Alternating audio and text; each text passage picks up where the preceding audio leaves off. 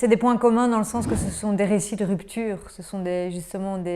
ça repose sous les deux, c'est une posture de la défiance, le radicalisme comme le complotisme vis-à-vis en fait de la parole démocratique, de la parole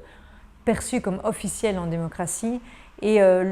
c'est comme, dans les deux cas, c'est comme une proposition d'une alternative en quelque sorte. Alors c'est pas exactement pareil parce qu'évidemment, en tout cas jusqu'ici, le conspirationnisme ne propose pas d'aller tuer tout le monde dans une pièce ou dans une mosquée ou dans une synagogue.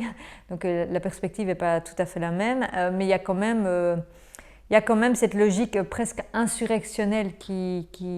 se retrouve aussi dans le conspirationnisme, c'est-à-dire de ne plus croire le pouvoir politique et donc le risque à un moment donné aussi de rejeter complètement les institutions démocratiques. Je pense qu'en fait, c'est le grand risque de ce type de discours-là, c'est que c'est un rejet des institutions démocratiques. Et que tant que c'est de la posture sur Internet, à la rigueur, on peut se dire, bon, ouais. Mais à un moment donné, ça se traduit dans le réel. Et finalement, le radicalisme, c'est ce qu'on a vu, c'est qu'à un moment donné, tous ces jeunes qui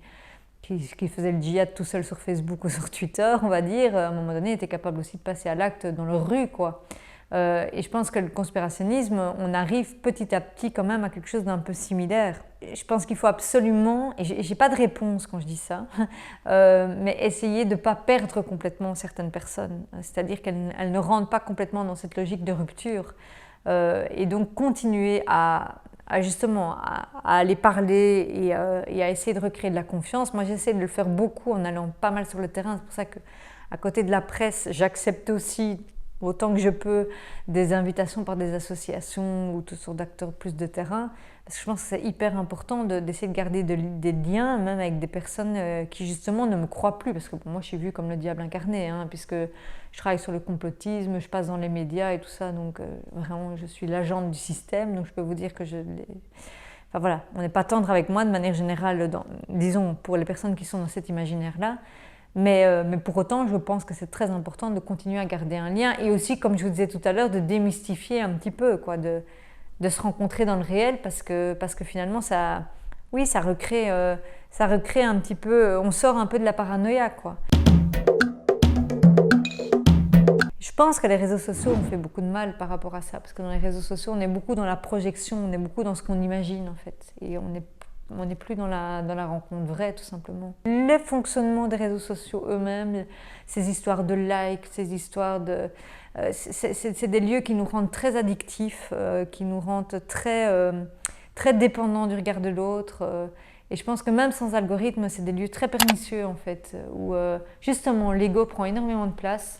Je dis ça, j'étais une grande consommatrice des réseaux sociaux, hein, donc je peux faire totalement mon autocritique, mais je me suis rendu compte au fur et à mesure de l'effet totalement pernicieux, surtout quand on travaille sur ces questions, c'est compliqué, parce qu'à la fois les réseaux sociaux sont incontournables, parce que c'est des lieux d'observation du conspirationnisme, évidemment, et en même temps c'est des lieux où c'est complètement piégeant de s'exprimer là-dessus, parce que c'est des lieux extrêmement polarisés, justement, et puis c'est des lieux où on est nous-mêmes tout le temps